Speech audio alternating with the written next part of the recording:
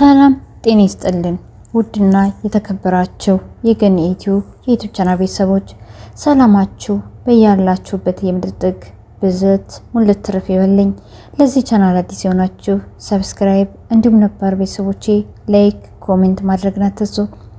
ኖላዊ ተከታታይ ድራማ ወይዘሮ ሚላት በ5 ዓመቷ ለልጇ ልደት ከእብነ በረድ የተሰራ መስቀል ስጦታ ሰጥታት ነበር። እርቦኛል ስትላት ዳቦ ልግዛልሽ ብላ ትታት በሄደችበት ቦታ የጠፋቻትን ልጇን እያሰበች ዛሬ ልጅ የትነሽ ያለሽው እያለች ለ18 ዓመት እያለቀሰች ያሏት ሁለት ልጆቿ አንዱ ምናሴ ታማሚ፣ አንዲቷ ሴት ልጇ ሰላም ደግሞ የሴት ጎረምሳ ሆነው በትልቅ ቤት ውስጥ እየኖረች ግን ደግሞ ህይወት መስቀልቅል ያለችባት ይቺ በልጅነት ጠፍታ ነገር ግን አባቷ አሳድጓት አስተምሯት ጤና በማጣቱ ምክንያት ከሚኖሩበት ደሴ ከተማ ወደ አዲስ አበባ በመጡበት ቅጽበት ስልካቸውን ተሰርቀው ነገር ግን ያመኑት አምላክ ኤልያስ የተባለውን የሃናን ጓደኛ እንደ መልእክተኛ ሆኖ እሱ በሰራው በጎነት እሺ በጎ ብሎ የሚታዘዘው ደላላው ቤት ፈልጎ አገናኝቷቸው ከዛ ማለፍ ሲል ሃናን የምትሰራበት ቤት ወይዘሮ ሜላት ቤት የቤት ሰራተኛ ሆና እንድትገባ ካደረጋት በኋላ ሃና ለአባቷ የመጀመሪያዎቹ ቀናት ላይ ሐኪም ቤት ለማፈላለግ አብረው በወጣችው ልጅ ወይም ጆሮ ምክንያት ስልክ ሰርቅሻል ሌባ ነሽ ተብላ ከቤት እንድትባረር ሆነች። ነገር ግን በዚህ ተስፋ ሳትቆርጥ አይዞ አሳክምሃለሁ ያለችውን አባቷን የተከፋ ፊቷን ላለማሳየት ውጪ ወጥታ የምታለቅሰው ሃና ፈጣሪ ጸሎቷን ሰምቶ ወደ ወጣችበት ቤት በትምህርት ዶክመንቷ ሰበብ ተመልሳ እንድትገባ ተፈቅዶላታል።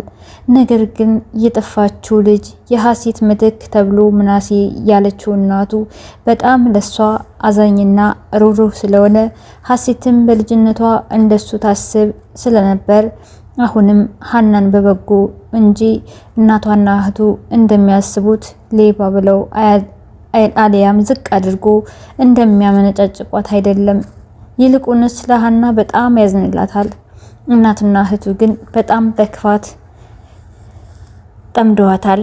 በዛሬው ክፍል ሃና አዳሯ በሽተኛ አባቷ ብቻውን እንዳይሆንብኝ ብላ ስለነበር ራት ከጨረሰች በኋላ ሻወር ልውሰድ ብላ ገብታ እናቷ በልጅነቷ ያሰረችላትን መስቀሏን ረስታ ነበር የወጣችው። ቤት ገብታ ስታስታውስ ሻወር ቤት እንደሆነ አስታወሰች። አባቷ ኖላዊ ግን ያለችበት ስራ ምንም ደስ እንዳላላቸውና ምን እንደሆነ ጠየቋት። ሃና ግን ልትናገር ፈቃደኛ አይደለችም። አባቷ እንደምንም በሌላ ወሬ አስቀይሳ አረሳሳችና እየተሳሳቁ ራሳቸውን በልተው ተኙ። ሲነጋ ወደ ስራ ሊሄድ ስትል ዛሬማ ሰንበት ነው፣ እንዴት ስራ ትገቢያለሽ? እንዲሆነሽ የሰራሽውንስ ለኔ መታከሚያ ከምታወጪ ባልታከም እመርጣለሁ አሉ። ሃናም አባቴ ሌላ ስራ ካገኘው ቀይራለሁ፣ ለጊዜው ያገኘሁት ስራ ግን ይህንን ነው ብላ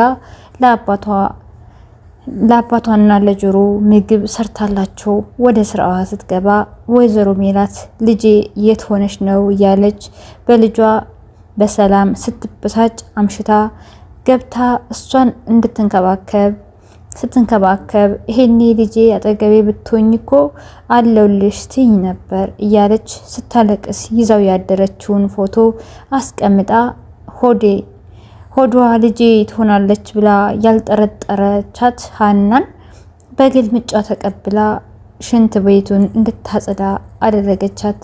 ሰላም ማታ ስትጠጣ ስትጨፍር አምሽታ ስለነበርና ቤተክርስቲያን ይል ሲሏት እርቦኛል ልበላ ነው ብላ ከቀረች በኋላ ሃናን ስታንገላታ ታርፍዳለች። ምናሴና እናቱም ሰላም ሃናን አታሰራትም ብለው ስላሰቡ ውጭ ቁርስ በልተው ለመምጣት ተስማሙ። የሃና አባትና አባት ሆኑኝ ስላቸው ከሰሙት ታሪኩ ያዘኑለት ጆሮ አሴር ብለው ያወጡለትና አባት ሊሆኑለት ፈቃደኛ የሆኑለት ከቤተ ክርስቲያን መልስ እነሱን ቁርስ ለመብላት ጎራ ባሉበት ምግብ ቤት ውስጥ የወይዘሮ ሜላትን ስልክ ሰርቆ ወደ ቤት እንዳጣደፋቸው እንሂድ ሲል ጠርጥረው በጥያቄ ሲያፋጥጡት ስልካቸው እንደሰረቀ ነገራቸው። የሀና አባትም ለወይዘሮ ሜላት ስልካቸውን ሲመልሱ ሌባ ብላ ሰድባ አመነጫጭቃቸው ሄደች። ምናሴ ሊሰማቸው ፈቃደኛ ቢሆንም ወይዘሮ ሜላት ግን ከመቼ ወዲህ ነው ለሌባ ደጋፊ የሆንከው ብላ ተቆጣችው። ቤት ደግሞ ሀናን ሰላም ቁም ስቅሏን እያሳየቻት ነው ትገኛለች። እንዲህ ይሄንን ስር አንዴ ያንን ስሪ እያለች ቢሆንም ግን ሀና ሁሉን ችላ ቡና ቀራርባ ስትጠብቃቸው ምናሴና እናቱ እየተጫጫሁ ገቡ። ሀናም ይሄ ሽማግሌ ሌባ ስትል ብድግ ብላ ችግር አለ ምናሴ ስትለው የማሚ ስልክ ተሰርቆባት ነበር፣ አንድ ሽማግሌ ያመጣው ሰጡንና ማሚ አመነጫጨቀቻቸው አላት። የራሷ አባት እየተሰደቡ እንደሆነ ያልገባት ሀና እና የእውነትም ሌባ ሆኖ ነው ስትል አይ ሊያስረዱን ነበር፣ ግን ማሚ ልትሰማቸው ፈቃደኛ አይደለችም። ቁርስ ልንበላ ገብተን ነው እኮ ይህ ሁሉ የተፈጠረው። ለኔ ሻይ ብቻ ይዘሽልኝ ነይ መኝታ ቤቴ ብሎ ገባ። እናትየውም ለብቻዋ ገብታ ከዶክተሩ ጋር ስልክ ስታወራ ከቆየች በኋላ ዶክተሩም ቶሎ ከሀገር ሊወጣ እንደሆነና ልጇ ምናሴን በቅርብ የሚከታተለው ሰው ማግኘት እንዳልቻለ እንዲሁም እሷ ካገኘች ልትፈልግለት እንደሚገባ ነግሮ ስልኩ ተዘጋ።